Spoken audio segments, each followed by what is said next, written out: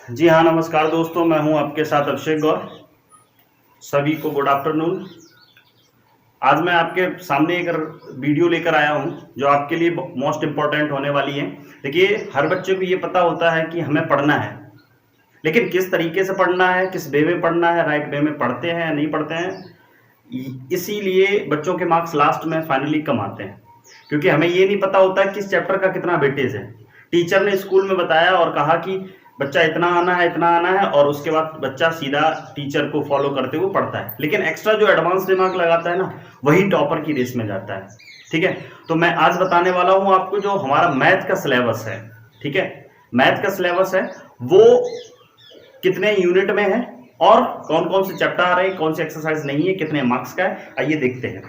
देखिए, सबसे पहले मैं आपको बता दूं, ये सिलेबस जो है वो 24-25 का 2024 से 25 का जो सेशन न्यू स्टार्ट हुआ है बच्चों के लिए, उसका है। ठीक है, यहाँ पर हमारी 7 यूनिट में डिस्कस होगा। पूरा जो मैथ का सिलेबस है 7 यूनिट में डिस्कस होगा। सबसे पहले हमारा नंबर सिस्टम। अभी हम बता देंगे नंबर सिस्टम के अंदर कौन कौन से हमारे क्लास 10 के चैप्टर आने वाले हैं, आप बिल्कुल परेशान ना होइएगा।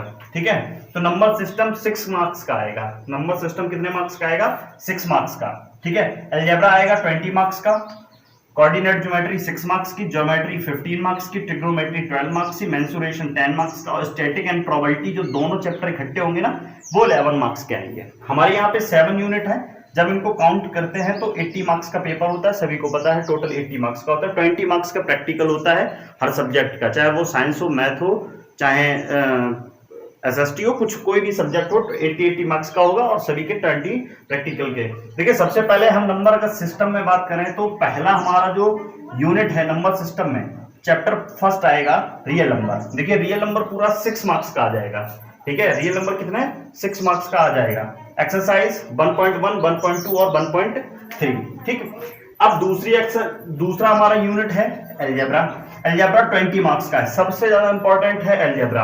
अलजेब्रा, अब देखिए यहाँ पर अलजेब्रा दूसरी यूनिट में चैप्टर 2 आता है। अलजेब्रा में कौन कौन से चैप्टर आते हैं? Chapter 2 polynomial. ठीक है, एक्सरसाइज में 2.1 और 2.2 आएगी, 2.3 नहीं आ रही है। ठीक है, अब चैप्टर 3 में अगर देखते हैं तो हम ये अलजेब्रा में ही कंसिस्ट करती है। चैप्टर 3 हमारा pair of linear equation in 2 variable. ठीक है, तो इसमें एक्सरसाइज 3.1 से लेकर 3.5 तक। एक्सरसाइज 3.6 नहीं आ रही है, और साथ ही साथ एक इंपॉर्टेंट टॉपिक जो होता है, मेथड होता है क्रॉस मल्टीप्लिकेशन, वो भी नहीं आता है। ठीक है, अब हम देखते हैं इसी में अलजेब्रा में थर्ड हमारा जो चैप्टर होता है वो होता है क्वाड्रेटिक इक्वेशन। इसमें क्या है, 4.1 से लेकर 4.4 सभी आती हैं, लेकिन इसमें एक कंप्लीटिंग स्क्वायर मेथड है, वो नहीं आता है, तो हमें उसके बारे में भी नहीं पढ़ना है। देखिए, चैप्टर 5 जो है एपी सीरीज पूरा आता है 5.1 से 5.3 तक। देखिए, कुछ क्वेश्चन ऐसा होता है 5.3 में सम से रिलेटेड होता है,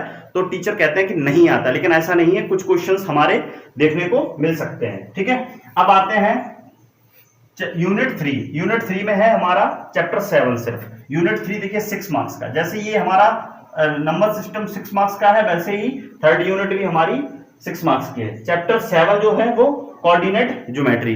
कोऑर्डिनेट ज्योमेट्री चैप्टर 7 ये पूरा आता है।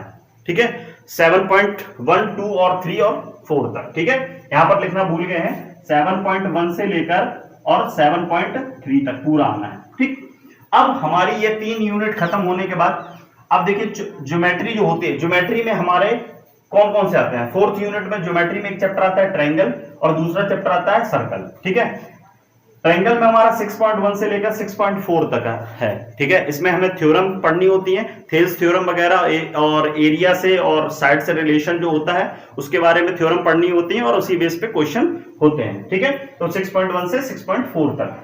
अब इसी में यूनिट 4 जो हमारा है क्या, ज्योमेट्री। ज्योमेट्री में चैप्टर 10 आता है सर्कल। सर्कल में 2 एक्सरसाइज होती है, 10.1 और 10.2। इसमें सर्कल क्या होता है, टेंजेंट से रिलेटेड ही होता है, तो टेंजेंट से रिलेटेड बताया जाता है। ठीक है, अब आती है हमारी 5th यूनिट। ठीक है, 5th यूनिट ट्रिग्नोमेट्री है, इंपॉर्टेंट होती है 12। सिर्फ 2 चैप्टर होते हैं जो 12 मार्क्स आपको देकर जाएंगे। सिर्फ 2 चैप्टर, एक चैप्टर 8 और एक चैप्टर 9। ठीक है, तो चैप्टर 8 ट्रिग्नोमेट्री है, 8.1, 8.3 तक। ठीक है, इसमें एक और आइडेंटिटी बोला गया है सिलेबस में, आपको इसमें बोला गया है कि एक आइडेंटिटी होती है sine square theta plus cos square theta equal to 1। इससे रिलेटेड क्वेश्चन आपको देखने को मिलेंगे बोर्ड एग्जाम में, ठीक है। अब हमें देखना है चैप्टर 9 जो some application of trigonometry function, ठीक है। कुछ एप्लीकेशन ट्रिग्नोमेट्रीज, इसे हम हाइट एंड डिस्टेंस कहते हैं। इससे दो से तीन क्वेश्चन देखने को एग्जाम में मिल जाते हैं।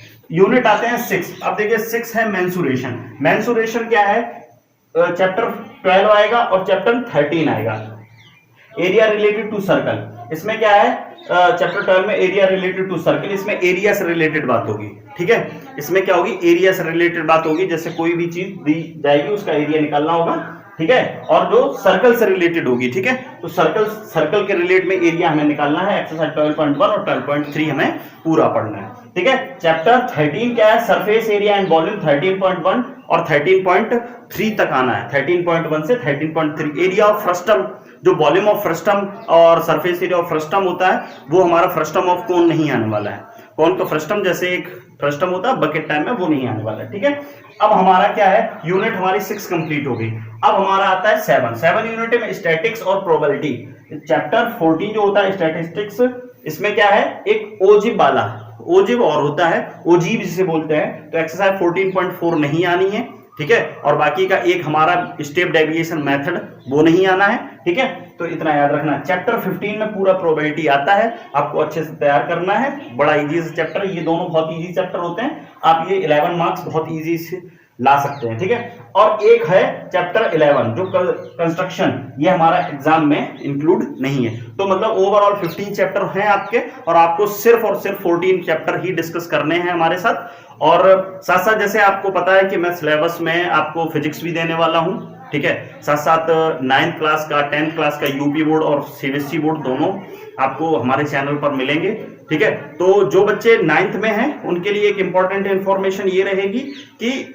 उन बच्चों को कुछ भी, जैसे स्कूल में कुछ पॉइंट छुड़वा दिए जाते हैं, तो ऐसा नहीं है, ऐसा छोड़ना नहीं है। हमें एक टॉपिक पढ़ना है, ठीक है, और अच्छे से पढ़ना है, क्योंकि आगे चल के हमें 10th में 9 से रिलेटेड ही क्वेश्चंस, मैथ के क्वेश्चंस देखने को मिलेंगे, ठीक है। और जैसे आपको पता है कि फिजिक्स हम आपको देने ही वाले हैं, तो फिजिक्स का जो सिलेबस होगा मैं आपको डिस्कस करा दूंगा। 9th बच्चे सभी टोटल पूरा ही सिलेबस पढ़ेंगे, यूपी बोर्ड हो चाहे सीबीएसई बोर्ड हो, 9th क्लास का पूरा। और 10th का यूपी बोर्ड को आपका जल्दी यूपी बोर्ड की भी क्लास देखने को मिलेंगी, जो आपके फ्रेंड जो यूपी बोर्ड से रिलेटेड है, ठीक है, और जो हिंदी बोर्ड से रिलेटेड है। यूपी में आप कहीं कोई भी बोर्ड देख लीजिए, ठीक है, तो हिंदी बोर्ड से जितने भी रिलेटेड हैं वो बच्चे हमारे चैनल पर जुड़ें और अपने फ्रेंड को जरूर जोड़ें, ठीक है। अगर आपको हमारी वीडियो अच्छी लगती हैं तो आप हमारे चैनल के साथ लगातार बने रहिए।